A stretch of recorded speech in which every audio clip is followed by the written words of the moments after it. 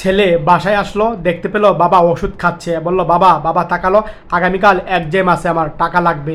আর টাকার কথা শুনে বাবাটা থমকে গেল, কোথায় পাবে টাকা? ঠিক আছে বাবা, ভিতর আয়। আর ছেলেকে আশ্বাস দিল, ছেলে খুশি মনে শুয়ে পড়লো।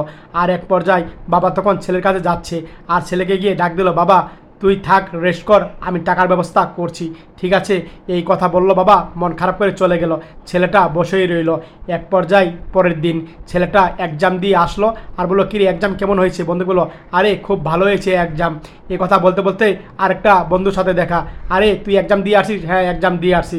আর বললো তোর বাবার টাকা কোথা থেকে পেয়েছি তুই জানিস? এভাবে কথা বলছিল। আর তখন ছেলেটা অবাক চোখে তাকিয়ে রইল। আর তখন কিভাবে পেয়েছে বলতো আমাকে?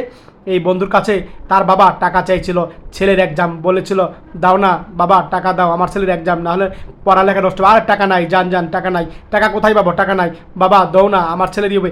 আরে নাই তো চাচা, যান যান। আর তখন পা ধরে ফেলছে, আর বললো বাবা তুমি টাকা না দিলে আমার ছেলে লেখাপড়া হবে না।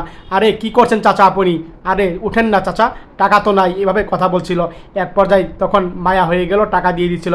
আর এই ছেলেকে সব ঘটনা খুলে বলল, তোর বাবা এভাবে টাকা তুলে তোকে এক্সাম করিয়েছে। আর চলে গেল। আর তখন ছেলেটা মন খারাপ করলো, বাসায় গেল, দেখতে পেলো বাবা ঘুমিয়ে গিয়েছে। ছেলেটা আস্তে আস্তে করে বাবার পায়ে হাত দিল। এক পর্যায়ে বাবার পায়ে হাত দিয়ে ছেলেটা চোখের পানি ফেললো। আর কল্পনা দেখলো কিভাবে পা ধরেছিল। ছেলে মেনে নিতে পারছে না, তার জন্য বাবা এত কষ্ট করেছে। এক পর্যায়ে পা ধরে কান্না করছে, আর চোখের সামনে শুধু ভাবছে বাবার সেই দৃশ্যটা, কিভাবে বাবা পা ধরে তার কাছে টাকা নিয়েছিল। সত্যি বাবার ছেলের ভালোবাসা এমনই হয়।